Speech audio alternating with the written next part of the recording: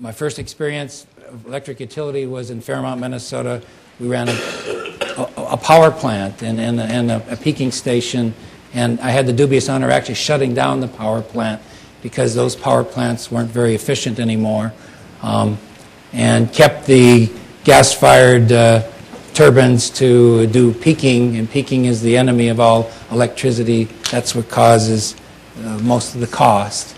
And then went and bought long-term firm power with other cities, Rochester, Minnesota, etc., on the grid. I had the dubious honor of something really unique is that when we were in Minnesota, not only did we take the steam off of the boiler and run it through the turbines, but then the low-pressure steam, we put in pipes and we did 10 blocks in our downtown, the district heating system. We literally heated the downtown with leftover steam for free and then metered it by the condensate. So it was really kind of a cutting edge, a way of getting the most out of that system. Also had to fight my way through all the problems with old power plants with workers that used to be working in asbestos and send them all to be checked, and all the responsibilities that come with old power plants, and the fact they were insulated with asbestos, and had to fight through all those problems. Good people. Then I worked for 10 years in Estes Park, and Estes Park is part of a Platte River Power Authority. Longmont, and it makes more sense to you now, I think, Longmont, Loveland, Fort Collins, and Estes Park formed a cooperative and built the Rawhide Power Plant at Fort Collins. And we were part of that when we opened and built it. And actually, Little Estes Park was chairman of the board when we put that all together. So I have some familiarity with how that needs to work on the municipal side. One last thing I said that I thought, just rambling a little bit, is that when we were in Minnesota, we did really something cutting edge. Is we put load controllers on all houses, and the citizens embraced it, and we shut off hot water heaters, we shut off air conditioners at peak loading time and duty cycled them, and no one in the heat of air conditioning needs to take a hot shower, and no one could notice 15 minutes of duty cycling the air conditioner, and we saved hundreds of thousands of dollars, because the little known secret is that power plants are geared up for the max, and you got to get that max down, and anytime you shed that max, you get really efficient. You get very inefficient when you max out, and all of us create the problem of inefficiency when we all go home between 4 and 7 at night and kick on all the stuff, the air conditioner, the stove, the dryer, and there lies the problem. So enough about me and that, but I do have that relationship as close as Longmont in Loveland and Fort Collins and Estes when we ran that Platte River Power Authority. In June of 2011, I started working on this franchise. I have to acknowledge in the room, I think I have Mayor Cutler here, and former Mayor Phillips is here. And I remember Mayor Cutler saying, isn't this a little early? And I said, no, it's really complicated. And it took us that long, and even up to this time, it was very complicated. In my opinion, the franchise is a right-of-way agreement. It's been made out to be something bigger than that, some global thing. And you have to understand that in the mix of municipal utilities and Xcel and all this is that there's the Public Utilities Commission in Colorado, and they have a big hand in steering how utilities are run and filing of tariffs and approving of pricing and cost. It's not just the city. So another big player in this is the Public Utilities Commission. So in that franchise agreement, it's a 43-page document. About 12 pages are definitions, 5 are administrative stuff, and 2 pages on purchase and condemnation, and I'll speak to that a little later. 2 pages on environmental concerns, and 9 boiler pages on insurance and who does what and default, and 12 pages on right-of-way and undergrounding, that's why I summarize and say that for the city's standpoint, this is a really working document of how, from an electric and gas standpoint, they work in our streets. and the responsibilities that Xcel has when they work in our streets in exchange for this 3% franchise they pay us for the privilege of working in the streets. First, one of the sections in the franchise is called the grant the franchise, and this needs to be spoken to a little bit. Is the city hereby grants the company, subject to all conditions, limitations, terms, provisions contained in the franchise, the non-exclusive right to make reasonable use of streets, public easements, and other applicable city property. So that's why I say that the grant of the franchise is first and foremost is the fact that the gas lines and the electric lines lie on our street, and we want that 3% from them in that process. And we've become pretty accustomed in the city for that 3%. It's been a pretty important part of our budget over the years. That 3% amounts to about $720,000. It's been as high as $740,000, $50,000. It depends upon how big our consumption is, you know, how hard the winter is, how hard the air conditioning season is. It's based on the gross revenue. So obviously we've had a bigger peak than this year. I chose to use 720 as the benchmark rather than the highest one because I thought it was more fair to talk about current numbers than old numbers. The petitioners in town say that, quote unquote, there's a small shift in fiscal priorities because of how they propose an alternative to the franchise, and I say that the $740,000 is pretty important to the city. It's 16 miles of paving, it's 61% of the library budget, it's 45% of the public works budget, it's 14% of the police budget. It would be all the sales tax we collect from Sprouts and Vitamin Cottage. It'd be 24% of all the property tax we collect in town. So any combination thereof, or if we try to backfill it with property taxes, it would be a 24% increase in property taxes to backfill that. Lafayette is not some bloated government, and I do know where bloated governments are, be it the feds, the state, and even some larger cities. You know, we've never had malls, we've never had all this commercialism, and we provide services very similar to cities around us like Louisville and Broomfield, and we chart the sales tax on the Front Range, and we have far less revenue to deal with to provide those services. So we always consider ourselves the mean and lean crowd that has to hold our services to this, and this great library and such, to this great standard. But if you chart our per capita income from our sales tax base, we're way down because we don't have the luxury. We did a study some years ago and showed that Lafayette is an exporter of sales tax to other communities, not an importer, and we're trying our best to stop that. But in the meantime, we export dollars, but the citizens somewhat expect the same services as Louisville and other ones provide, so we do it with less money. That $720,000 is very important to us. It is not rounding error. It is not insignificant, and it will cause a change in city services.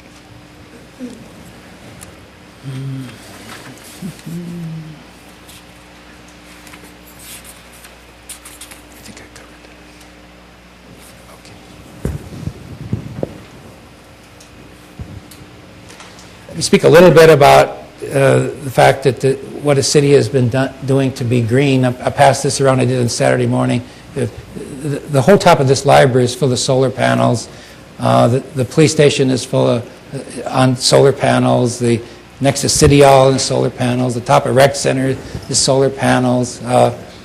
We now are fortunate to, I think through some innovative work of ours and use of the land around the wastewater treatment plant, we're going to put in acres and acres of solar panels at 2 500 kW solar panel installations.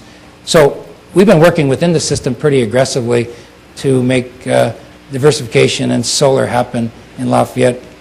We've studied wind, and whether you think it or not, our wind in Colorado isn't so hot. It's too irregular and it's not steady enough. So the real diversification here is all about solar. And I'm a solar fanatic, and Mayor Phillips knows that. So, you know, to that point, we've used the margin, we've privatized it, and we've maybe saved through 2012 about $75,000, and maybe through 2013 over $100,000 we'll have saved. We didn't make the capital investment. It was made by private sector, but by putting solar in town in these applications, we've lowered the rates. And more coincidentally, what we did is City Hall, for instance, is an all-electric building. Why they ever did it is beyond me. That was before me. It's a grossly inefficient building. But it's an all-electric building, so the solar panels next to it have gone a long way to shaving the peak. And that peak charge I used to have to pay at City Hall is pretty dramatic. So in a lighter note, we think that if you go to the satellite, you can now find the Federal Center in Lakewood because of the large installation of solar. Lafayette won't be seen by Lafayette, but it'll be seen by that huge solar array we're going to be putting at the wastewater treatment plant from outer space. We're on the map, and that's how large that installation will be at the wastewater treatment plant. Why do we do it? Well, we could either have weeds or prairie dogs as our neighbor to the wastewater treatment plant. And part of the innovation we brought to the table is that we said, gee, we really don't want any neighbors to the wastewater treatment plant. We don't want anybody pushing the envelope saying it doesn't smell right or whatever. And we try our best to do that, but really don't want any neighbors. So long as we don't want any neighbors, why not fill it up with solar panels? The other alternative would have been weeds or prairie dogs. And that seemed to be a good alternative. I'll pass this around, and I'm so proud of this picture. I didn't take it, but it was taken by the Main Street Solar people, is that as they're putting the panels on top of the library, they got the Rocky Mountains in the background. This has been circulated across the state. It's quite a solar picture, and we like it because it's us. It's not somebody else. So if you pass that around.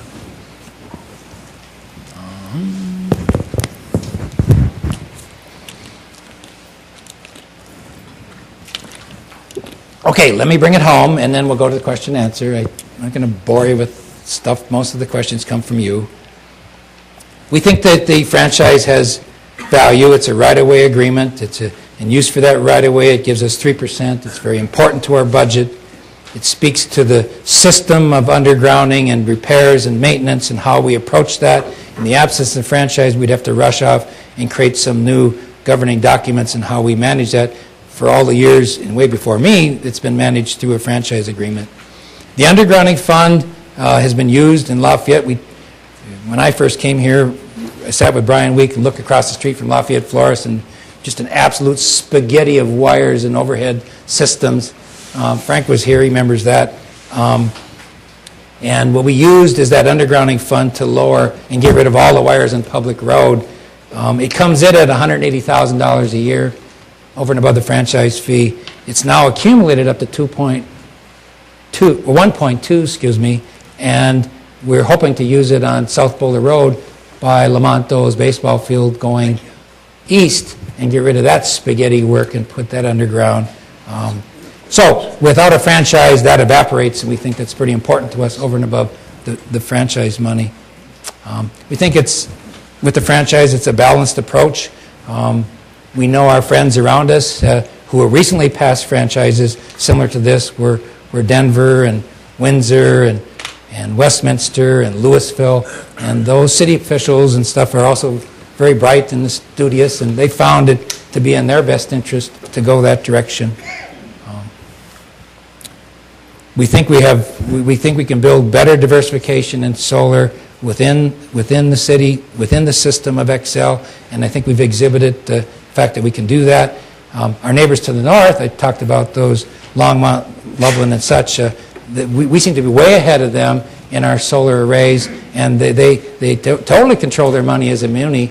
The little secret about muni is that we've been taking advantage of the programs, thank you Governor Ritter, et cetera, that have been plowed through the PUC and plowed through Xcel, that has been to diversify the system, whereas if you have to pay for it your own money, the paybacks aren't so swell, and that's why you don't see Fort Collins and Loveland and Longmont rushing off doing quite as much as us, because it's just their money. What we've been trying to do is take advantage of that social change that Governor Ritter ushered in through Xcel, but if you go it alone, the paybacks aren't so sweet yet. I hope they're better in the future, but even those who have total control north of us, we're way ahead of them. So I think that we can make the case that within Xcel, We've been doing a real good job of getting greener, and even our neighbors to the north aren't as green, and they have total control.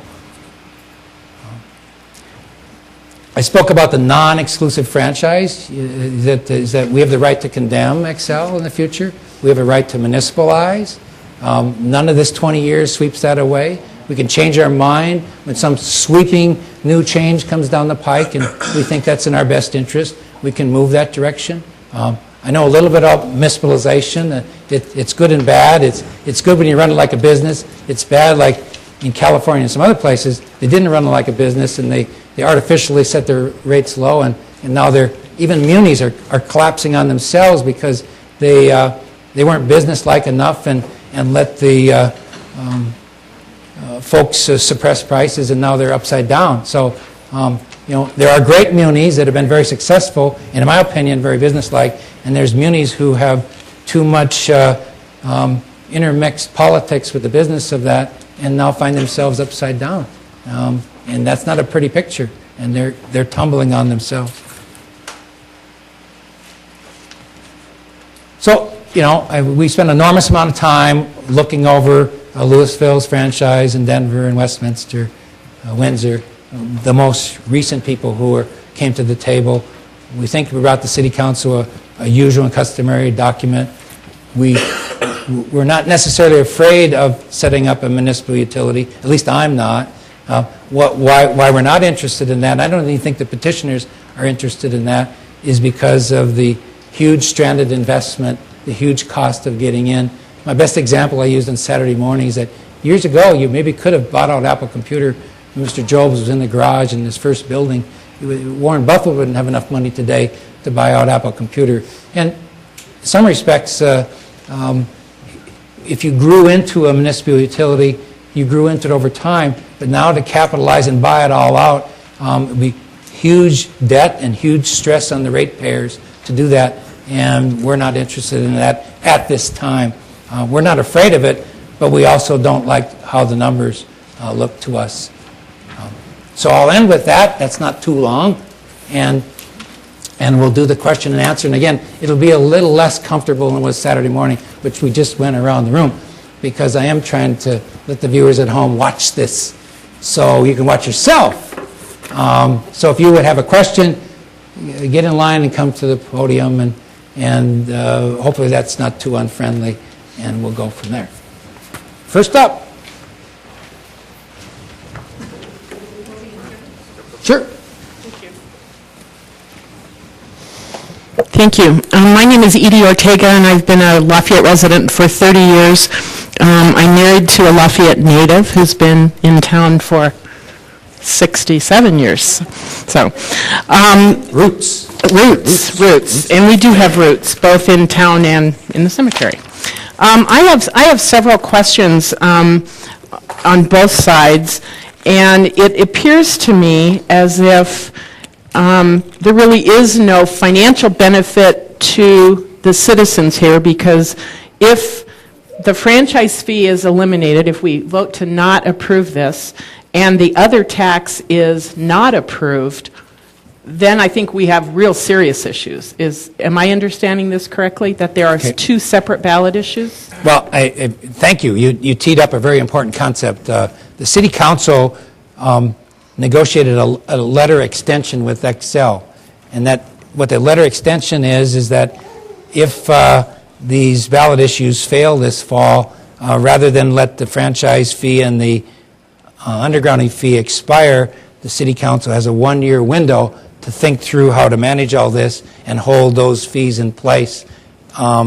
That was met with some consternation by people watching that, but the City Council thought they needed thinking time, and that thinking time you'll get used to the fact that the first franchise didn't pass, and they'll hold those fees in place and then try to figure out how to go to the voters again and or make changes. But I failed to mention that we have on the ballot, it appears, not officially yet, we have the franchise yet on the ballot, and we have a petition for an occupation tax, and then the City Council is holding in abeyance the one-year letter that would hold benefits of the fee and the undergrounding in place if, in fact, the ballot issues fail. Okay.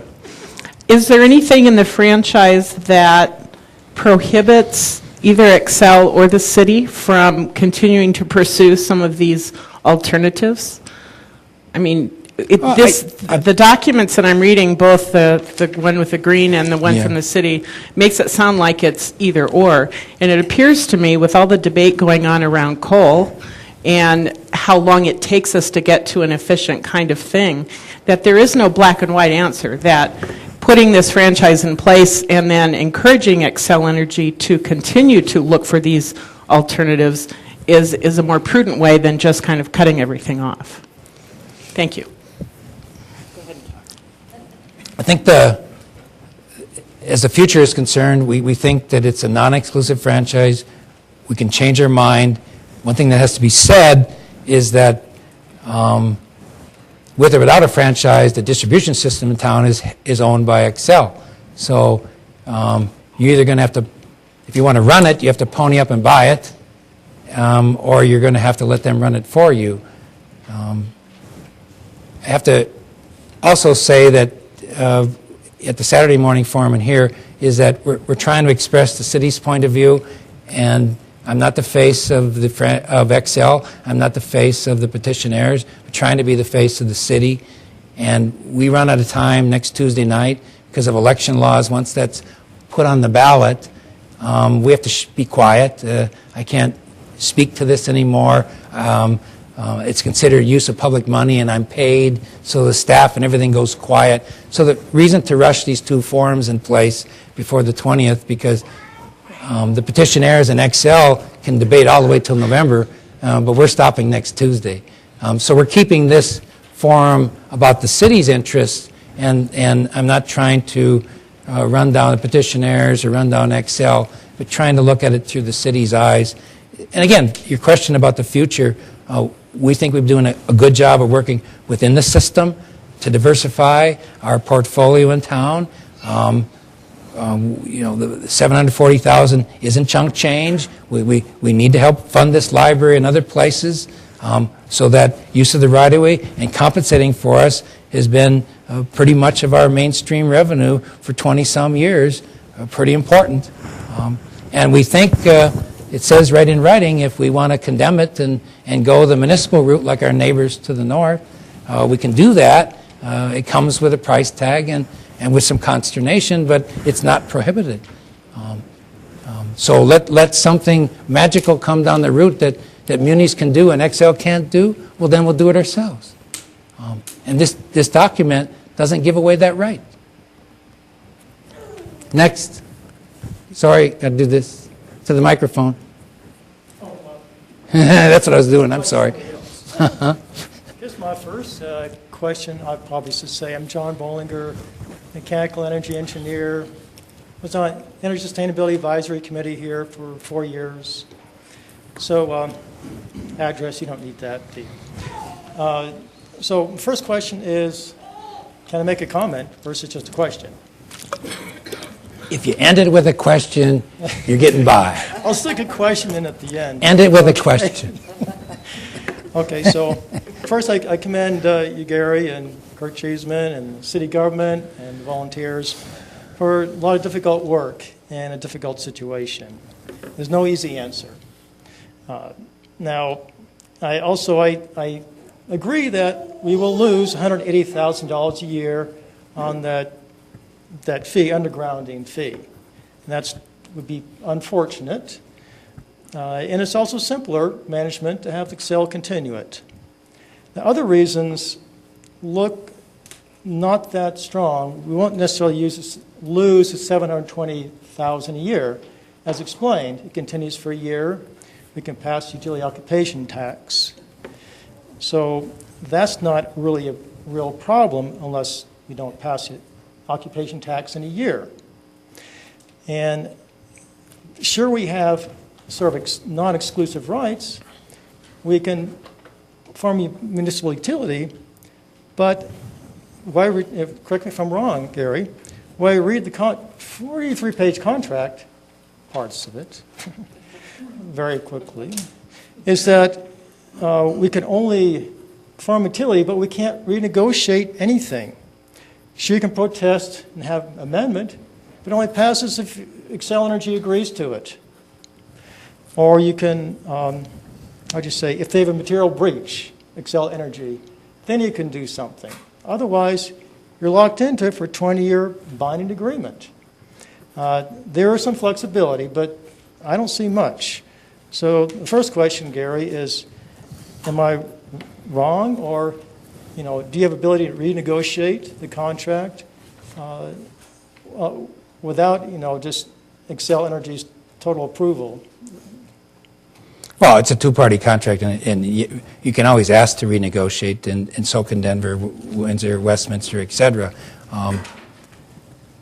We used to have embedded in a document what is called a favored nations clause, that when Westminster gets something, it comes to us and stuff. For the most part, the PUC, in managing the public utilities, has leveled the playing field and doesn't let Xcel do one thing over here and another thing over here. When the tariffs are filed, the PUC has got much stronger at leveling the playing field in Colorado, and don't let little side deals over here because you cut a better deal better than somebody else. So.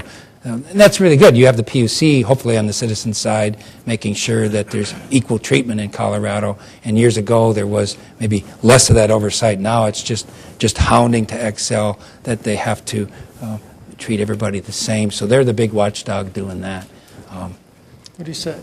Would you still get the same protection of the PUC if we did not sign the 20-year contract?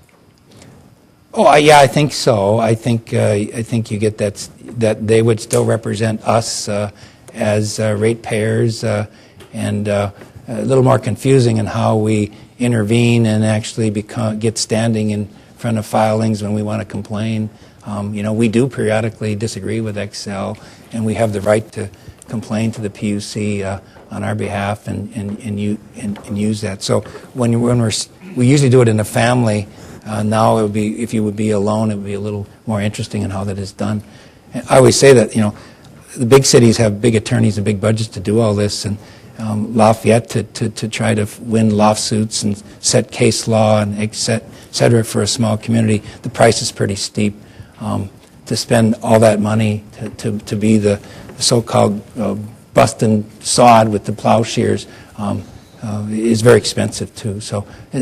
Over the years, we've been letting the Westminsters and Auroras and Denvers carry a lot of the weight, but they also carry a lot of our sales tax. They have the Bronco stadiums and the shopping centers, et cetera. So I feel comfortable that when we don't have all those trappings, that the people who have all our sales tax money also carry some of the responsibility. So I think there is flexibility in the future, but that's the best I can say.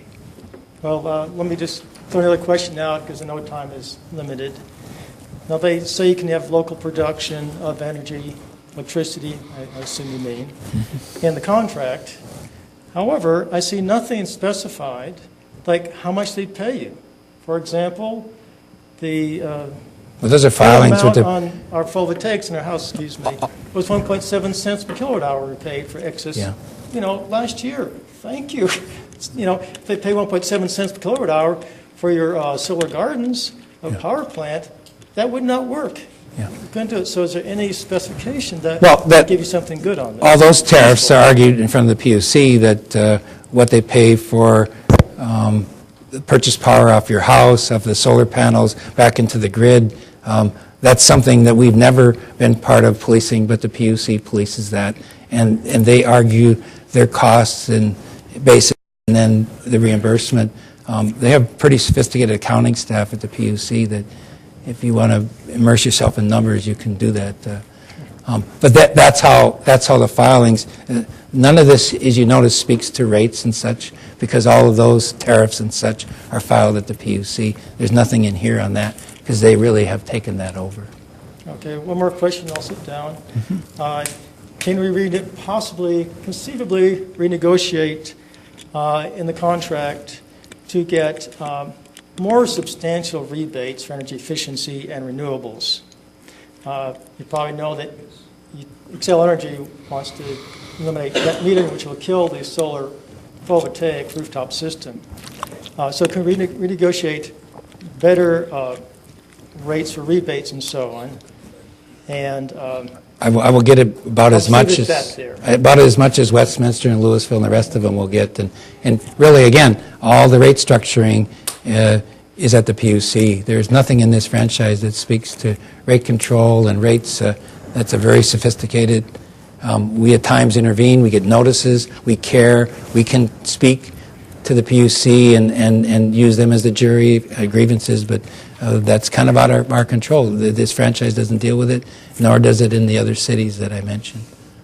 And no, I don't have it on the table because I don't know how to get it on the table. Yes, sir. Hi, my name is John Mackin. Been a Lafayette resident for almost 20 years now.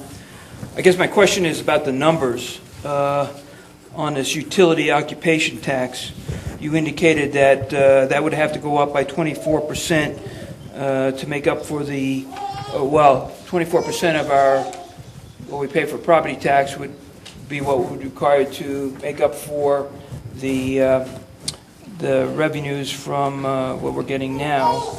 And this other sheet talks about we pay the franchise fee as part of our bill, and I don't think what I'm paying in whatever part of my bill is going to that equates to 24% of my property taxes. So could you explain how that's all going to work with those numbers? Well, I don't want to overshock people. If we took it all from the library, it'd be 61%. If we took it all from the police department, in reality, what would happen is it would be spread all over the place, and there'd be less roads paved. The library hours would contract. There'd be a less police officer. There'd be a little bit of this, and that's really the city council's responsible for a balanced approach, and they wouldn't just lop one thing off. But if you want to know what it means, that's how it means. So how much is the tax going to go up? How Actually, how much am I going to be paying for this occupation? Well, I don't threaten people with increased taxes. I just try to speak to how much it represented. We're a sales tax city and not much of a property tax city, but the sales tax is only as good as the customer shopping here and the amount of retail base that you have. If you had to make it up on the property tax base, it would be a pretty steep load to raise property taxes. It also would need another voter approval. I think the real world would be the city council would hunker down and have to, at least in the short term, reduce services. Cut the budget. Yeah. And I have another question. This other sheet talks about if we don't renew it, we're keeping our options open to participate in more responsible, clean energy choices. I guess you're not the author of this document, but do you No. have an idea what the heck they're talking No, about? again, earlier I said that Xcel will have forms and the petitioners will have forms. Yeah. They can explain their documents. I'm trying to defend the franchise. So it seems to me... I'm kind of stuck in the middle, you know, I mean, both sides. So from what chewing you on- said, we already have plenty of choices, even under the franchise agreement, to pursue the Yeah, and clean energy choice of solar. I would strongly argue that even cities that have total control, like Longmont, et cetera, in Colorado, right now we're the leader. When we get done with that wastewater treatment plant, we're going to have a lot of solar going on in Lafayette, and we did it in the confines of the Xcel franchise agreement. We didn't need to cut off our hand and cut library services and stuff to be progressive. We knew how to be progressive within the system. We didn't have to go through this very difficult stuff to prove a point. I don't have to cut my hand off to prove a point. I can go out there and do that solar by being creative and innovative and get the job done. In fact, we're not just puffing about it. Watch us. We're going to have it built by election time. Okay.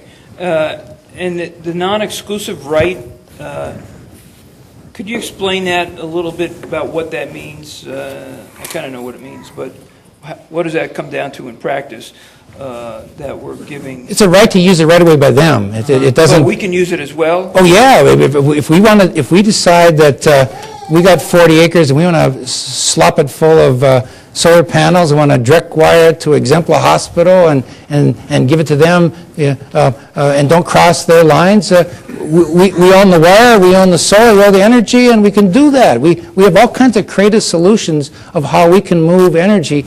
This doesn't mean they're the only utility company in town. And Mayor Phillips and I even brainstormed years ago is that when we talked about the future, we actually envisioned a future that would be multiple utilities in town. not a muni, not Xcel, but actually creative utilities where the city might be doing some of this stuff over here on solar and Xcel over here, that we actually brainstormed a dual future, not one or the other. And this franchise doesn't stop that. And you know, Mayor Phillips, who went to NREL through the training course when he was mayor in Golden, he's smarter than the average bear on this stuff, and he came back and he supports this document. Okay, thanks.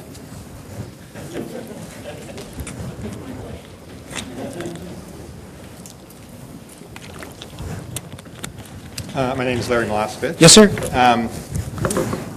I have many questions, but the one that I'll pick out is that the website says there are no benefits to Lafayette residents of not renewing the Xcel franchise. And considering that what's actually on the ballot is a choice of direction on energy, isn't standing up and demanding a change from the status quo on energy for another 20 years and bringing a lot more clean energy to Lafayette something positive, a positive benefit to Lafayette?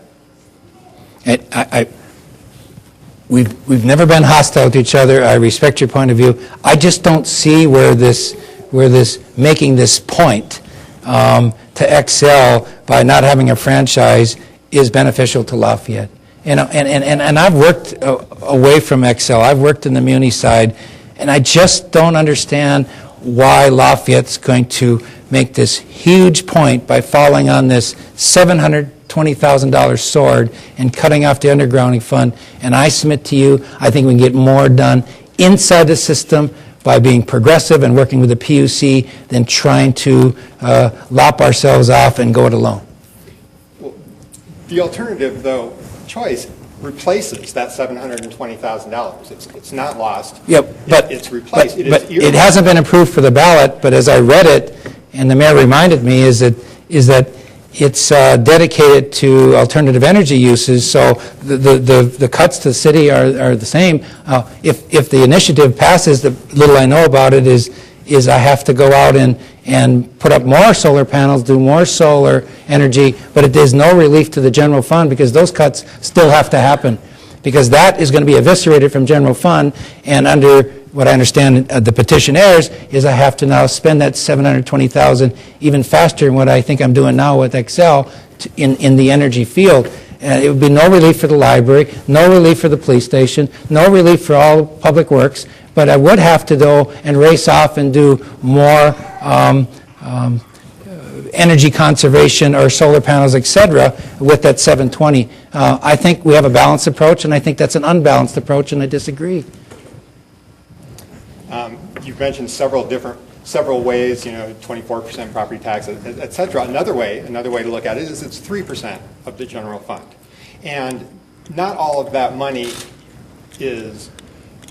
must be spent on something that it wouldn't be spent on otherwise, because the city does spend a certain amount of money on energy-related things that would fall under the purview of the earmarked funds too. So it's actually considerably less than 3% of the general fund. 2% of the city's budget, 3% of the general fund, and actually a fair amount less than that.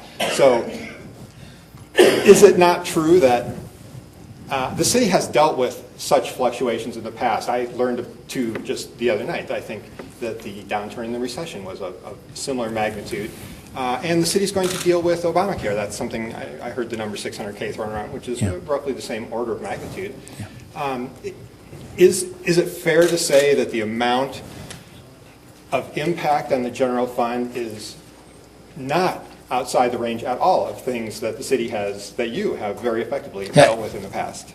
Speaking of the year coming up after years of growth and watching Jacks come to town, et cetera, we're hitting a plateau. So the budget I'm going to do for this fall for the council is very difficult, and it's going to be very, very close. It's good news is that Kaiser's costs came down, and Obamacare implementation is going to be less than earlier stated because of Kaiser's costs coming down. But I have a very, very difficult budget that I could hardly get shoehorned in, and it includes no pay raise for nobody. And if you bring me another $720,000, I will lay off people. I have no choice. That's making assumptions about that everything is flat and nothing changes. Well, I'm just saying, when you say it's so easy to take care of, I disagree. I guess I'm not saying it. So I'm sorry. we won't be argumentative. I think we got your point, you got my point. New question. Okay. New question from someone else, or? Oh, you can have one more and then go. Okay, I'll ask an easy one. Just a factual question that I was wondering about, just to be nice. So on an annual basis, about what percentage of the city's electric is now produced from solar and wind? And do you have an estimate of what that percentage might be for also residential and businesses currently in Lafayette? Well, it's solar because the wind outside the library is just an experimental station, and quite frankly, just to prove how erratic the wind is. So I don't know that percentages, but I'm going to go get that and post it and get that. I don't know our production versus the total. I need some help from Xcel, but that's a doable thing. So I don't memorize that. So. Okay, I appreciate that. Okay, you bet. Percent. My name is Ed Dowski, and I think this is an interesting topic because some people are really passionate about energy. And it's, I think that's good. People are really concerned and motivated. But at the same time, you had some interesting points. And as everyone knows, 20 years from now, we don't know what's going to happen, but it's going to be different. It's just like 20 years they went before and previous. And it seems like, I'm not an expert on this topic, that middle ground, the issue is probably this 20 years. So if this Xcel agreement was every 6 months or every year, we probably wouldn't be sitting here.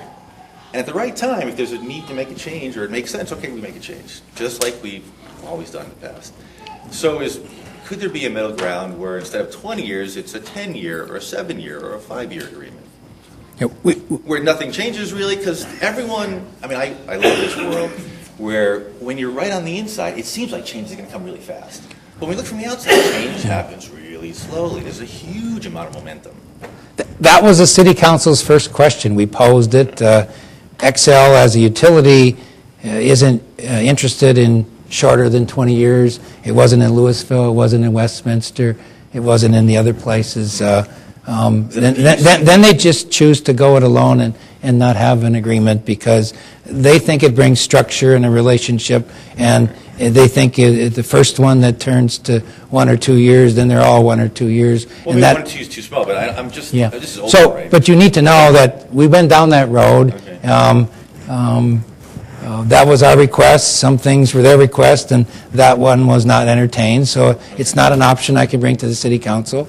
But likewise, in the other cities I mentioned, it also wasn't an option. There are a few cities that got short-term extension, like we negotiated in this 1-year thinking period, but they haven't been sporting short-term agreements. So just in general, does that seem like a topic that might be a PUC kind of thing? Well, I think it's really, Fairness. I'm trying to be honest with your answer. I really think it's an Xcel thing, and whether they want to hold to that standard or collapse to a new standard, that really isn't germane to the PUC as the rates and the money is. Whether the city has a short-term agreement or long-term with Xcel doesn't concern PUC very much.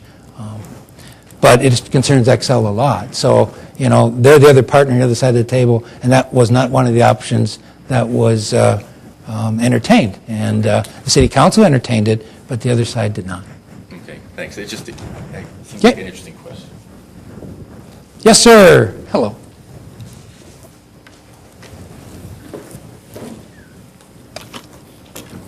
Hi, my name's Dennis Schramm. I've been a Lafayette resident for just about 2 years. Cool. Welcome. Solar on our house. So one question, I guess, is how does it affect folks that have solar on their house? I'm told I pay a $7.50 fee to Xcel for meter reading.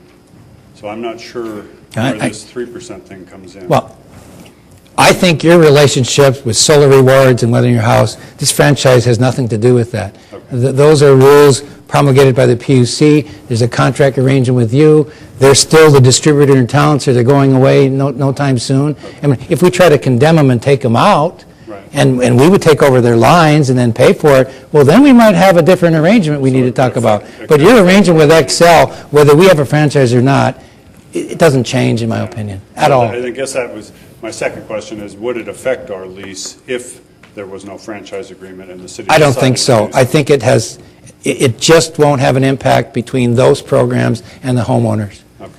Unless, in fact, the city would decide to take over the distribution system and buy it out. Now, there wouldn't be no Xcel here, so then you would have to deal with the city.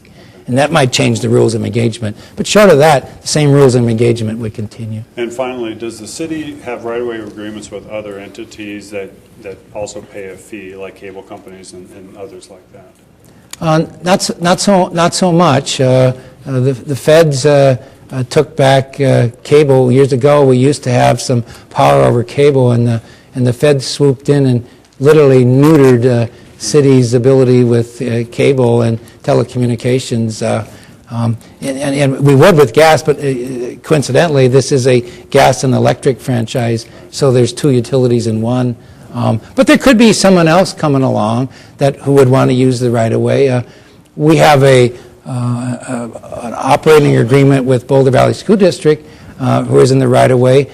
Years ago, when we put dark fibers on conduits on public road, when the school district decided to wire all its schools together and fiber optics, they went through our right-of-way and used that shafts to put their fibers through. So in a roundabout way, the school district's also in the right-of-way, and there could be others that would use that right-of-way. But the real big uses are water and sewer, which is the city, and gas and electric, which are Xcel. Okay, thank you. He can come with. Hello. You can sit up here with me. Hi, my name is Stephanie Walton. This is my son, Barris. You stole his question, but I have another question. He's lived here 8 years, and I guess so have I. The ungrounding? Yes, undergrounding. Undergrounding, Yep. Thank you. What percentage of that has been completed, and how much more to go? And what kind of budget would it take to complete that? Well, first of all, not all undergrounding is good. When the PUC and such tried to make Xcel and the systems in Colorado deal with it, it had a lot to do with aesthetics. So, in one respect, an underground wire is easier to take care of in storms and et cetera, but when it wears out and there's faults and problems, it also is hidden from you. So it's a mixed bag. It's great when there's a thunderstorm coming because it's all underground, but now when something just doesn't work, it's also underground and hidden. So that we have some aesthetic corridors, be it Public Road and South Boulder Road, that in the newer subdivisions, the developers just choose to underground in the first place. So it's going to take us many years to get the main corridors done, and then we might eke into Old Town and try to take some of those down. It'll take a long time. And in that undergrounding fund, because the PUC made Xcel do it, it's been a benefit granted to cities, and for the most part, we're taking advantage because everybody in the rural is paying into it also, but cities are getting the beneficiary of it. So here's a program that if we let go of and had to pay it with our own NETCO, I'm actually importing money to underground because the whole system is giving it to us, but not all the system is taking back the benefits. Just the cities are. So cities ought to be smart enough to say that's breaking in their favor. And so South Boulder Road is next, Public Road is first, then I think we go into Old Town and the Simpson, et cetera, and chip away. If you notice in the newer areas, they're already underground. Thank you. Thank you. When I'm gone, he can have my job. No.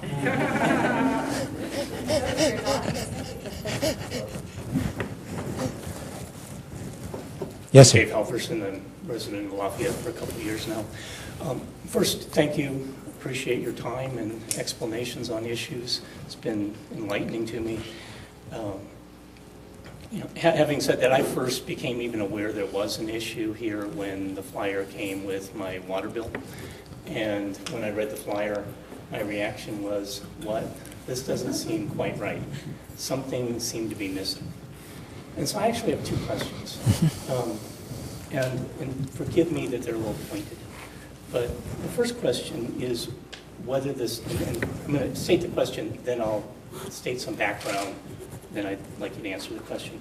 So my first question is, has the city been misleading in its communication, in particular in the flyer, where it stated, without the franchise agreement, Xcel does not have to pay, and I'll underline pay, the annual $720,000 franchise fee to the city. I attended the Saturday meeting as well, and at that meeting was the first time I understood that really what happens is the residents pay 3% on their electric bill, and that money is effectively just passed on to the city.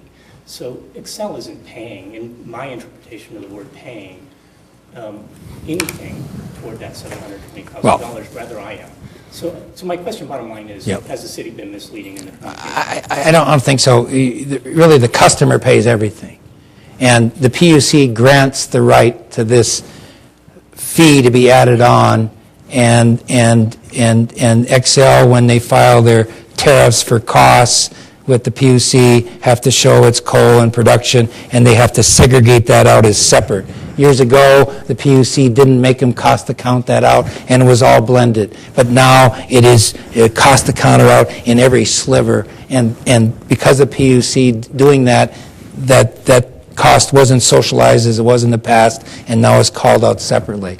So yes, costs are costs. Everything that Xcel incurs as costs, they will use as a method to go to the PUC to boost rates, and that's one of them. So I don't think so. I think it's the same in Louisville and all the other cities, that now with better cost accounting and not socializing cost, everything is carved out, including the franchise fee. But the end payer of everything is the consumer, including that. That's the end payer. They pay everything. Isn't so much who's paying it in the end, but rather is the communication transparent? We didn't intend it that way, and if it is, we'll take another stab of it, but that was not our intention in any way or fashion. We've seen how other cities have spoke with their communities and how this works. We had no intention to mislead anybody. Again, all their costs are segregated out, and now the franchise fee is a carve-out so that you see it specifically. Quick sub-question. Actually, I have one other of my main points, but in terms of the $720,000, my understanding is it's based on this 3% of the gross revenues of Xcel charged to people in the city. But my understanding from the old agreement was that included, the old meaning existing agreement, was that included bills to the city. My understanding from the new agreement is that bills to the city from Xcel don't get counted in that 3%. So I guess the question is, how much does that impact the $720,000? I presume the 720 goes down, but what is it? Yeah, I think what I'll have to do, as on the percent of the total, Debbie and I will post it on our webpage. We'll get back to you on how the city's consumption is socialized in the gross. So when the 3% is calculated on the gross, we'll try to take you through that calculation. I, again, don't have that memorized. It's a fair question. You have the right to know, and we'll have it out plenty of time before the election. We'll have it out next week. So what he's saying is correct in the old agreement, everybody... Let me talk to our franchise attorney and the accountants before I make that statement. I'm not sure of that. That's why I'm hedging. Numbers-wise, but even wording is what he is... No, I could answer it, but when you're not sure, you don't answer it. And I'm going to check it first. So my second major question, really, it's related to the issue that I kind of read the original Q&A that I received to mean that effectively, if this ballot measure is passed, life continues as it was under the existing agreement. And then at the Saturday meeting, one of the requests that I made was that you post both the existing agreement and the new agreement, make that available, and I appreciate that was done. And another request was that maybe there was a comparison provided of the differences between the old agreement and the new agreement. And, I thought that'd be helpful to know what differences there were. That hasn't been done yet. I understand you're still maybe going to do it, and I appreciate that. But I did my own review, and I certainly didn't find all of the changes. But there's some that are fairly significant. I'm just going to focus on one for right now and leave it that, to others that are interested, there's a number of others. But one question I have is with regard to what I think is the most important, and I think you've said is the most important part of this agreement, and that is the grant. Under the prior grant, it was to furnish, sell, and distribute gas and electricity. Under the new grant, it's for generation, production, manufacture, sale, storage, purchase, exchange, transportation, and distribution. So my question is, does Xcel plan to build production facilities in Lafayette? And is the city essentially endorsing that through this agreement? No, we see none of that in the negotiations, but we see the system rebuilding its substations over the future and redistributing the load as we grow. I mean, we have old substations that will collapse under their own weight and we'll have brownouts. So that doesn't mean we're building coal-fired plants in production, but as far as substations and infrastructure is concerned, that has to be in the mix in the future. Again, this language is in the other agreements. We find that there's no threat of something other than rebuilding the distribution system has to be on the table because you keep buying more widgets at home and the load keeps going up, and we know about the failing grid in America and even the distribution system. So this is the language that covers the ability, again, not on your property, but within the right-of-way, to rebuild the distribution system in the future, and that may need to be done in certain instances. Well, this goes well beyond distribution, right? Because distribution was in the prior language. Yeah. So this goes well beyond distribution. Let's be careful and read the language. I didn't memorize the other documents from the other cities, but because of this, I'm going to look at exactly what Louisville said and Westminster and the other cities to see if there's any red flag. I don't think so, but I think this is usual and customary language, and I will double check it. Okay. Sub-question related to that. I was actually looking today at the agenda for the August 20th meeting, and one of the items on the agenda, the council meeting. One of the items on the agenda is a second reading on passing the resolution to put something on the ballot. In reading that, in looking at the wording of the resolution that's going to go on the ballot if passed next Tuesday, when I read it, and I don't have the exact wording of it right here, but when I read it, it seemed to me like it was really talking about distribution of power, and not talking about what this grant is really about, which includes generation and production of power. I'm wondering if the ballot measure is correctly worded and as expansive as what we're really going to be putting in place. Well, I think that's a good point. We'll take it under advisement. You have the Mayor Pro Tem and the Mayor in the audience. I think they're both here. They're going to be acting on it Tuesday night. They're the ones who control the ballot language. They vote to set it, so you have just put yours and you don't have to come to the meeting. So I will be at the meeting, and I do intend to send a follow-up email to but them. that's a fair question, and the city attorney drafts ballot language, and the city council finally approves it. And what they do is they tweak it between that process. So you just got a good piece of input into the mayor and mayor pro tem. Appreciate it, and again, thank you. You bet. Next after him. I keep looking this way. I look this way. Mine's so short. All right.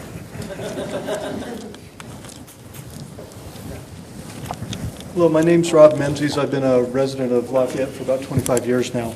I'm also one of the people who is one of the originators of the petition, just to be clear. Mr. Klaphake, I wonder, one of the things you said was that this wasn't going to have very much impact on Xcel. And one of the reasons that I personally have been involved in this process is to try and end some of the coal generation that's going on. And one of the reasons that I'm motivated is that Xcel just spent $250 million keeping a 1980s era coal power plant, the Pawnee Power Plant, alive and burning coal for many more years. That $250 million could have been spent on firming energy that would have allowed more solar and renewable energy and conservation into the system. So my first question is, don't you think that sending this message to Xcel that we don't want this coal generation, the life of this generation extended, that is the message that we're sending when we're saying no to the Xcel franchise? Do you believe that we wouldn't sell out solar's reward systems as quickly if we had less dependence on that baseline coal energy that can't be turned up and down? Well, clearly, I think if you're a muni, you have a lot to say about where your power comes from. As far as being in the Xcel system, I think the PUC, in following the tariffs and what they consider as cost, I mean, nothing in my document speaks to where the power comes from and all that. Again, it's more of a right-of-way use distribution system in the community, and you have these more global issues, and that's fair, but my document doesn't deal with that. I guess if you're a muni, you have to deal with it because you're on your own, and if you're without a franchise, I don't know what more standing we have to complain at the PUC about what power plants are being used by Xcel than if, in fact, we are a franchised city. Quite frankly, when we're a franchise city, all the city managers get on the phone, Westminster and all of us get on the phone and says, you know, this bothers us a little bit. We all need to go and group together and be efficient and make a statement to the PUC. If I'm alone, I'm all alone. So I really think that discussion, which is fair, is not germane to this document, maybe is germane to the bigger subject, but that's a subject that's fought at the PUC, and I can fight it better with my colleagues than I can standing alone. So we just disagree. I think I can make a bigger point working with the Westminster city manager to forward ideas to Denver than sitting here all by myself. Well, and I'll agree with you, for one thing, that you've done a fabulous job working in cooperation with Xcel to get a megawatt of solar gardens in our city. I'd also like to see added to the list of things we put on the website, the revenue from those solar gardens. Yeah. And the savings from all the wonderful conservation measures that you've put in place. I think that we had talked about that. So credit to the Energy Sustainability Committee and such. Up in the library, we have a composite system. And if you went to the police station, it'll show you what's making at the police station. It shows you upstairs in the library what's being made today. It'll show you at City Hall when you come in the big camera. And then at the library, it's all wired in. If you have time before this meeting, go upstairs, and it'll show how much solar we made today on all the applications. So I think we're doing pretty good with that. The question was, can I link that, what I have in these buildings, to the website? We're making note of that. So. And the revenue that we'll be making? Oh, that already was asked. I'm going to check it. Total versus the total system, and again, I have to check that. Okay. So I think that one of the places that we may disagree, and you know, this social conversation that we're having here, is that you personally and perhaps the city administration may lose some small amount of power at the PUC, although I can't help but think that you would still be an interested party whether we have a contract with Xcel or not. Yeah, that's clear. Yeah, we never give up. Whatever hand we're dealt, that's the hand we use. But I think that one of the things that brings me into this process is that I think that it's a very important moment to make the statement that we're making by saying no to the franchise agreement. If you think about it, Thomas Edison came back today and stood at one of our meters and looked toward the Xcel system. He would understand how that grid runs. Put a question at the end of this. Okay. If Alexander Graham Bell came back today, he would look at this and wouldn't understand at all what it is. And one of the things that we need to do is send a message that we need to send the same message to the power companies that we sent to the phone companies back in the 80s. So my question is, do you really honestly believe that this doesn't send a message to Xcel at all, that saying no to the franchise agreement doesn't put pressure on them, that their bondholders who bonded out to spend that $250 million on Pond E aren't going to think twice about it when city after city after city may be saying no to franchise contracts? I think all you people showing up here sends a message, and I think the petitioners are sending a message. I think you're having an impact. I'm telling the city council that the price of going it alone is too steep. That we can make, and we can be tough and insistent and innovative and progressive without lopping off our left hand. But yes, I think you alone are making a message, and I just disagree that we have to serve up our treasury to make that louder message that you're advocating. So, thank you. Thank you. Okay. Oh, I'm sorry, you're next. Rather than go up there, But then they can't hear you at home. I can be really loud. Stand up there. Okay. Yeah, right, this is Mike's in a great place. The question is just, what is the amount of the city's budget? And how much does the 750,000, what percentage of the budget is that? The income that comes into the city? Well, What's the it's amount? a that the difficult city- answer. It's a $45 million budget, but Okay. it's loaded up with water and sewer and golf course funds that are called enterprise funds, and debt service funds, and pension funds, and police fire pension funds, and all this kind of stuff. And then there's a little general fund. The little general fund that has to stand on its own and pay for things that don't have revenue streams to pay for them. And like the library, which is 100% subsidized, the police. The fire a few years ago, the citizens came and put a ballot issue in place to give a special fire levy, so they're not so abandoned. But public works, all the grass cutting in the parks a little bit of relief because there's also an open space sales tax in town here, in part that goes to parks. But when you boil it all down, there's this carve out of general fund that's left, and that's when I said it would cost us 61% of the library budget and such, because those are the few entities that are still stuck in general fund. It really wouldn't be a fair comparison to say the 720,000 to the 45 million, because some of it is building reservoirs and water and the wastewater treatment plant. And it's the Okay, what's the distance. amount of the general fund? Generally. Approximately. Maybe 12 to 15 million dollars. Okay, and so I agree from what you're saying. It sounds like this 700 and whatever is a good chunk of change. And it's just the difference between Xcel doing their normal business and us getting some money from that, or Yeah, and not getting the money. So I do agree with you. I just wondered what the the amount petitioners was. want to make a point, and to make that point, I have to pay an undergrounding cost and the franchise fee cost, and I just think that to further solar and the things we're doing in this community, no one can accuse us of sitting on our hands, and within the system we've been pretty aggressive, so why do I need such a rash action to accomplish what I think we're already accomplishing in a balanced way? Right. Thank you.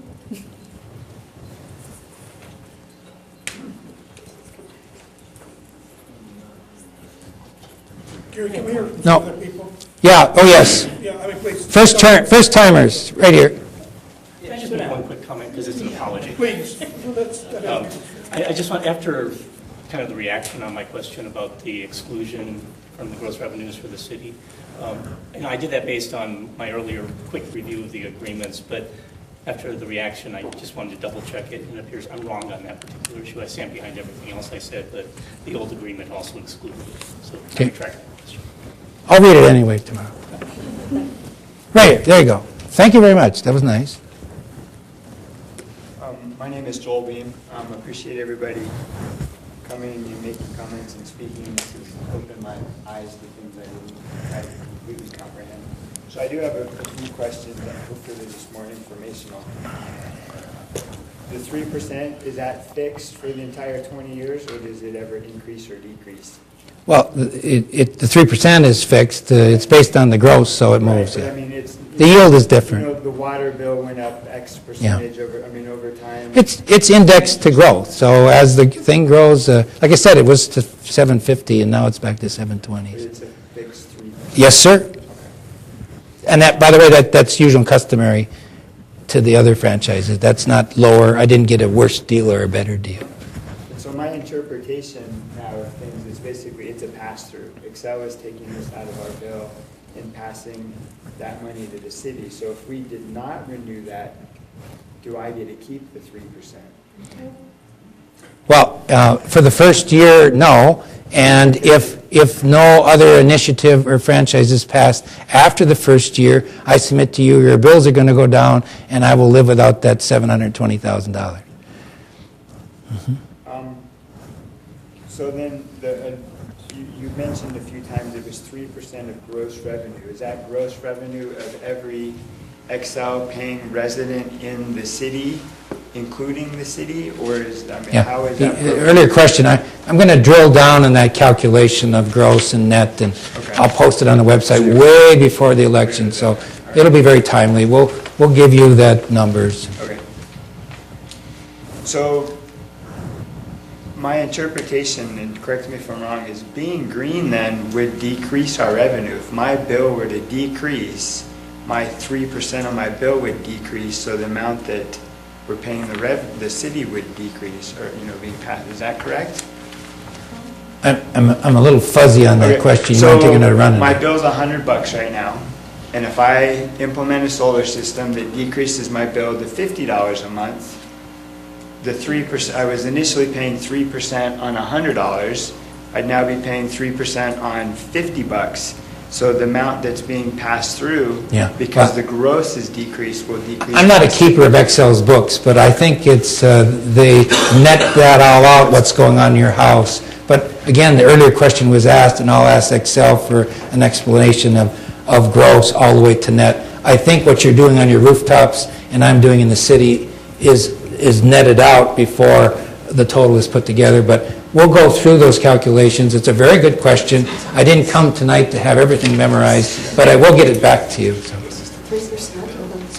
But we'll get that back to you in a timely fashion.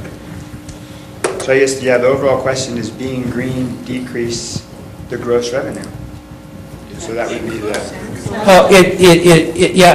In netting it out and taking it off Excel system, yes.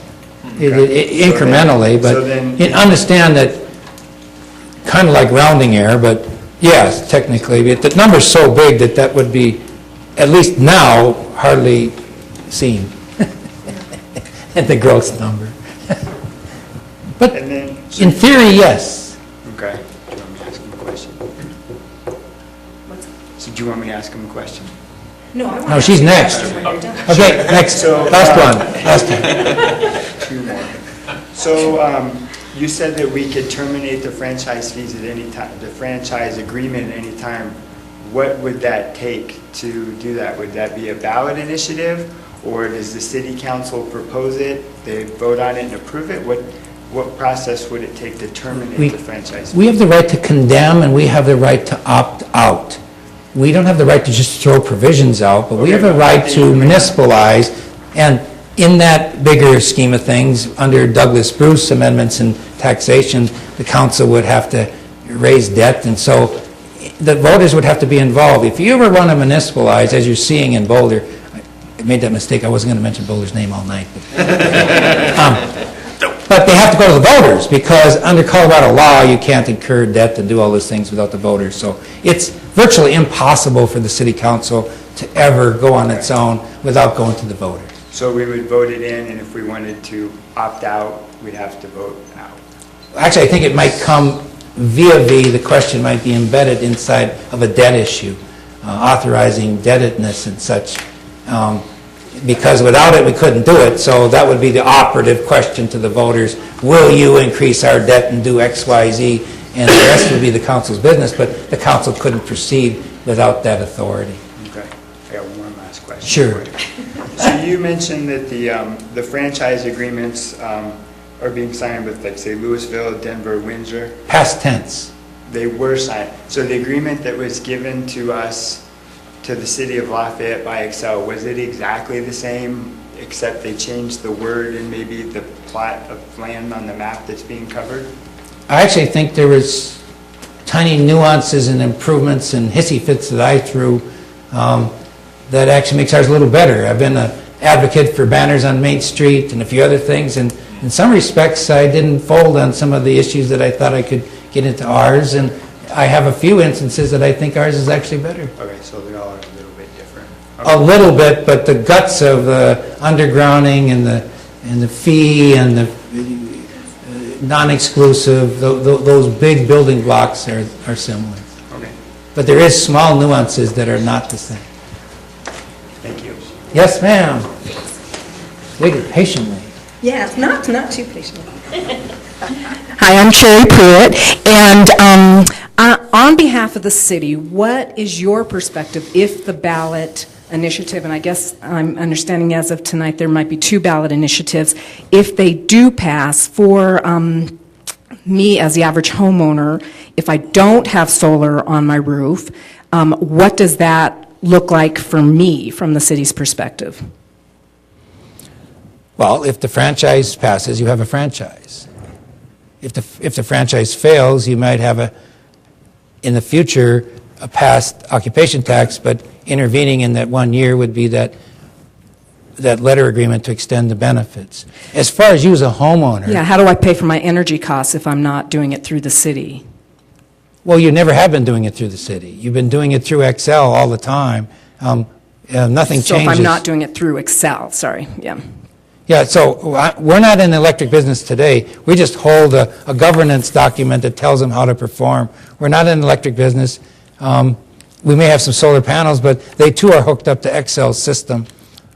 So as far as the homeowner is concerned on their rooftop units and stuff, all those arrangements with Xcel remain the same, in my opinion, with or without the franchise. But this governing document, the city council, if it goes away, the rules of engagement on undergrounding and use of right-of-way are kind of left to chance, and that whole document that we've used to discipline and govern Xcel with would be now eviscerated.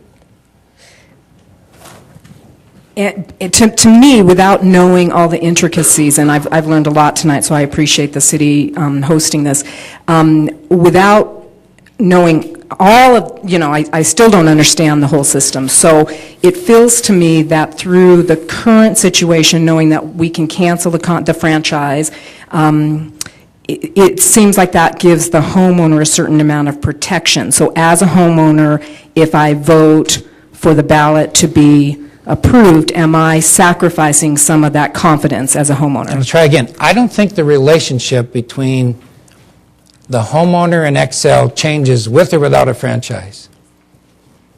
The arrangement with the city is huge because this is a right-of-way agreement again.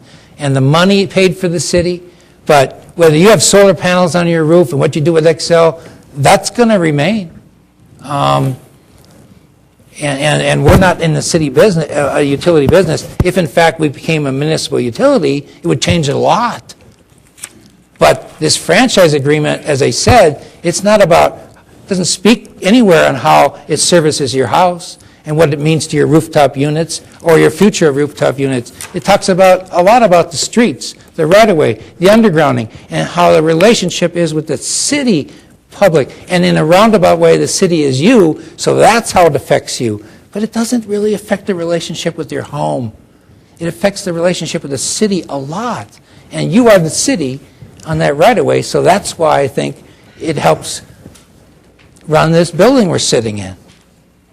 But the relationship to your house, that's a tariff and a PUC Xcel thing that this doesn't address. You didn't have a turn. Go ahead. Hello, and thank you. My name is Brian Hirschfeld. I appreciate having the opportunity for this forum. I only recently became aware of this issue myself, and reading some of the flyers and such raised questions, and I think a lot of the ones that have been raised are really excellent. Just a few clarifications. The undergrounding fund, is that used for new construction, new development, to pay for undergrounding within new development communities, or do the developers have to pay that themselves for everything within a new building development? McStain, for instance, at Indian Peaks, those costs were socialized into the lot prices. When the Planning Commission dealt with building the whole Indian Peaks subdivision, undergrounding was a cost that at that time McStain had to pay in a relationship to Xcel and to get that service in place and to underground it. So the new standard is that the developer pays for it, not the city.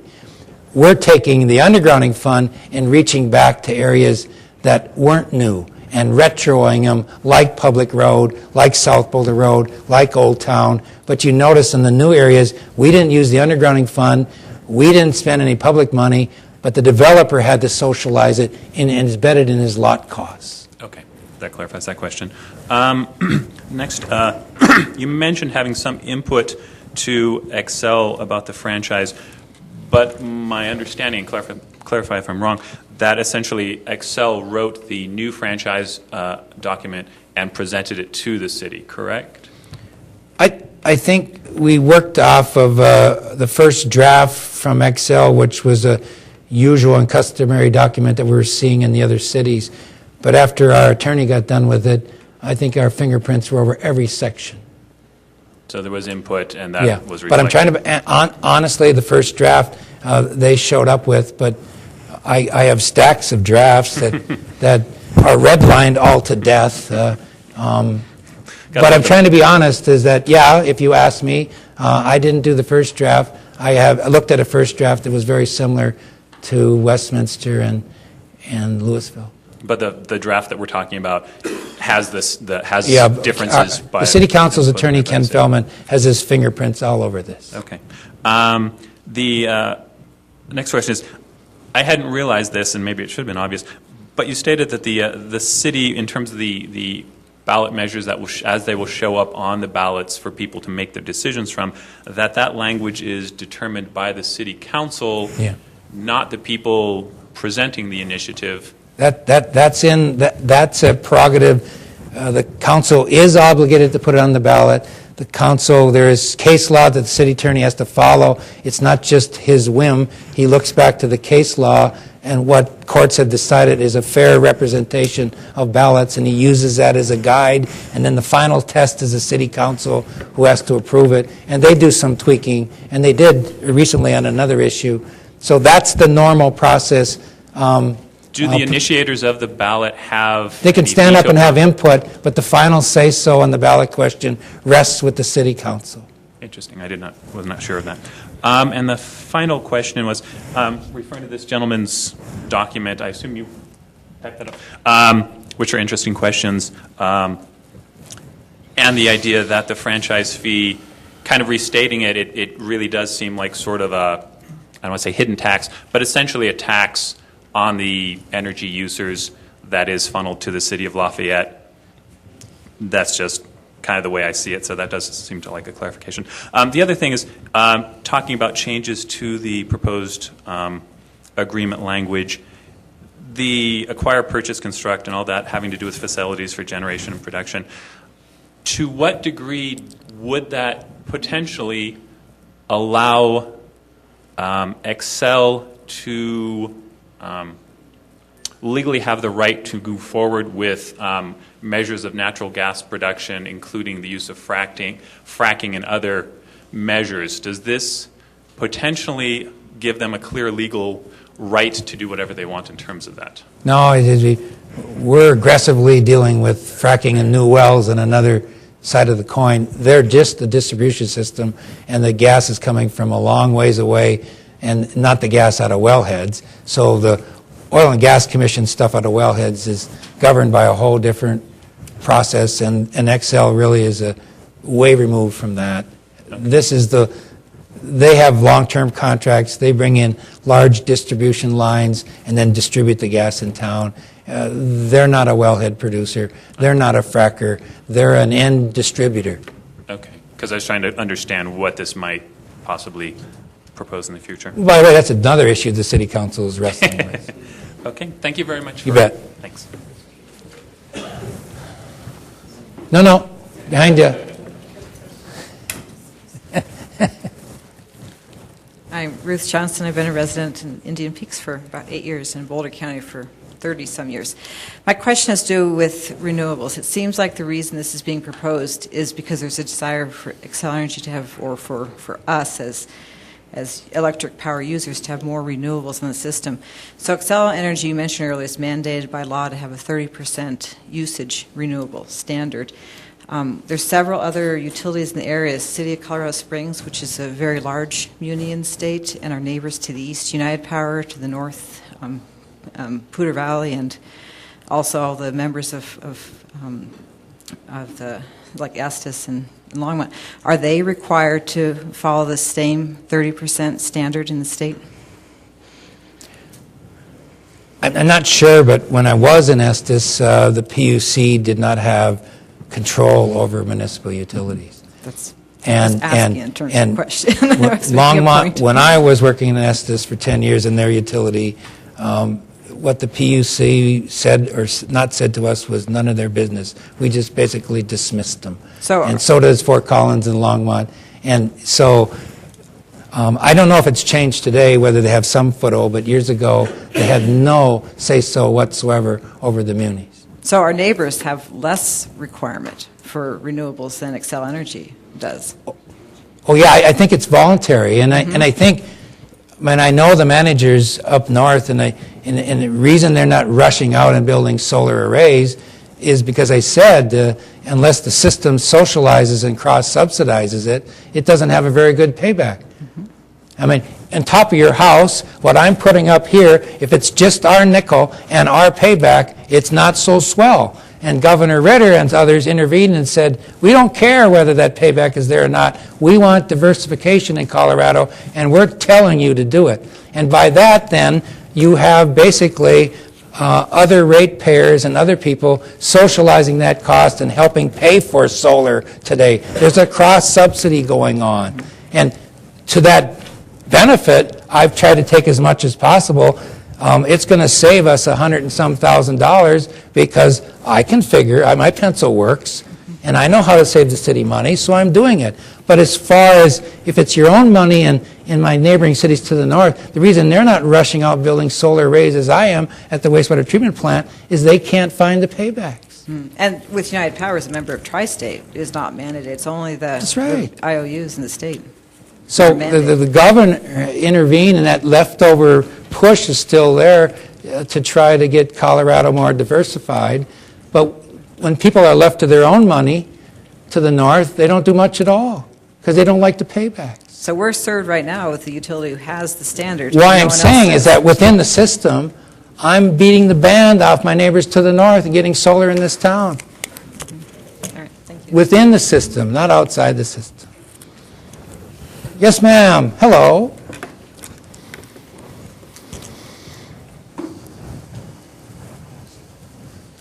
I'm Alberta Montgomery, and I'm not clear about this occupation tax that's supposed to replace the franchise fee. What is it? Who pays it? Who do they pay it to? How much is it expected to raise a year? Yeah. I'm going to disappoint you a little bit. I'm not letting Xcel stand up tonight and not letting the petitioners stand up tonight. I am not an expert on the petition. I've with my city attorney a little bit, and it's a legal right in Colorado, according to our city attorney, that if there is no franchise, we can go to whoever is using the right-of-way and we can put a tax on them. But that tax has to be voted by the people. So it's kind of a substitution strategy. If you don't have a franchise fee, the city can turn around and tax those who are in the right-of-way. I don't know the yield calculations and all that because I think the petitioner is going to have their own forum and they have their own brochures and Xcel. But again, I'm purposely not going to answer petition questions or Xcel questions because I am not them. I'm the city. And some of those speculative things I'm just not going to get into. And I apologize for that, but Larry can take her name down and get back to her.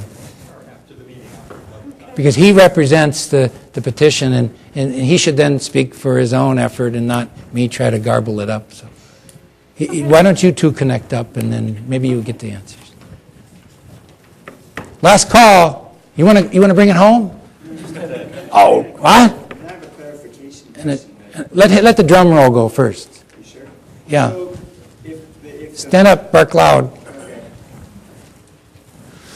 So I just, a clarification. You're speaking to the microphone? I can try. So I have a clarification question I didn't quite comprehend is, if we as the people vote down and do not renew the franchise, what rights will Xcel have to these right-of-ways? Well, under the letter agreement for 1 year, it will take the old franchise, not the new one, and extend it for 1 year, keeping the underground and the fees in place while the council can strategize what to do with or without an occupation tax. So that 1 year is a buffer that the council negotiated in the absence of the defeated franchise. Okay, so we would have to utilize that time frame to come up with... Get creative fast, in my opinion. Okay, thank you. Now, bring it home. So my question is about street lighting, because the agreement also covers that, and so did the old agreement. It covered a couple of issues on it. One is who pays for it, maintains it, and also the city's right to install certain facilities on the light poles. My question is, what's the difference between the old agreement and the new agreement on that? I believe there's some differences, but I confess I haven't studied enough to understand them. I have to go word for word. There was Xcel a lot of concern about poles falling over. They had evidence in Denver of poles rusted off and corroded and hurting people and falling over. So the whole streetlight issue was a huge discussion. Both parties have mutually agreed in going forward that rather than say they're all bad or not bad, that we would assess them. We went back to pole manufacturers, we got specs, we got physical inspections and such. So the rates on the poles is, again, a rate issue for the PUC, but the management of poles and drunk drivers plowing them over or hanging banners on them, we had a huge discussion about that because the old one treated it like it was no big deal, but it became a big deal with liability and insurance and things rusting out with mag chloride and such, which just eats the bolts for lunch. So 20 years ago, nobody paid that much attention to it.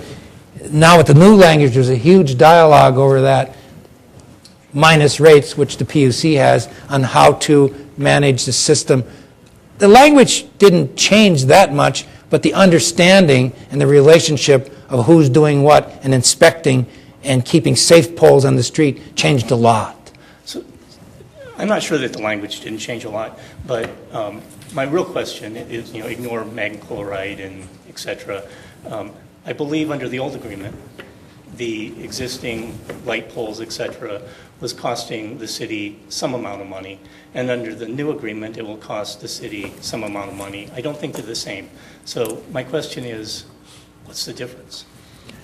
Another research, I got to go dig again, and again in a timely fashion, we'll post it on the web and under a Q&A section, and I'm going to do an examination of old versus new cost on light poles. Quick point on that, though. My understanding from a posting from the city was that effective October or the 20th, all the postings from the city on this subject are going to come down.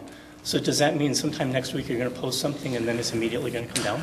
No, the city attorney has advised me that there's a difference between answering bona fide questions from constituents versus lobbying and electioneering, et cetera. So I find this is an unanswered question, and I'm still going to answer it,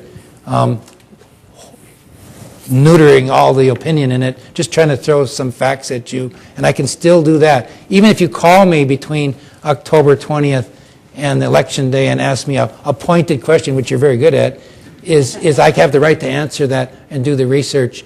But I got to really kind of be careful that I don't get wrapped up in I thinks and I should or maybe and all that stuff, because then we get in big trouble. Thank you. Okay. What website are you referring to? The city's website will have a link. Okay. Right, Debbie? Yeah. On the home page, and we'll have a... Thank you. I'll give you the last word. How's that? Well, thank you, and I think you'll like this as a real city manager question. I thought it was done. And what it has to do is partially inspired by this gentleman's talking about solar and how it reduces the franchise income. And so this is about how future city revenues will change under the two options, franchise fee or utility occupation tax. Franchise fee is 3% of gross revenues of kilowatt hour sales. And so his point was that people installing solar, as they'll do more and more, that means there'll be less kilowatt hour sales in the future.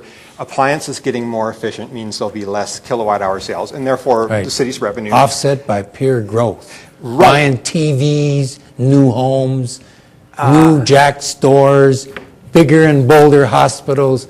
I'm not too sure it's shrinking. Right. The solar part definitely is, but I see your point that that total consumption from people's gadgets might. Double net. And there's also the population growth, but then we also will approach build out, and that will. I can agree that someday it'll hit a plateau, but I don't see it in the short term. Not in the short term, but we're talking about the 20-year term. But then the other, utility occupation tax, is different. It's based on the average of state electricity rates in the previous year. And so most likely what it's going to be doing is continuously, slowly rising, most likely. And so the question is, which of those two revenue streams, for the medium and long term especially, is likely to be more stable for the city, less fluctuation, more stable? Not in 1,000 years I'm going to do your estimating. But I am going to get to the bottom of the question of our solar and double netting out what's happening on the homes or the city stuff. So I'll sharpen our pencil and get a lot better in a timely fashion, cutting our projected 3% and what goes in that calculation. I will leave the other one to you. Thank you very much. Thank you. All right. Appreciate it. See ya.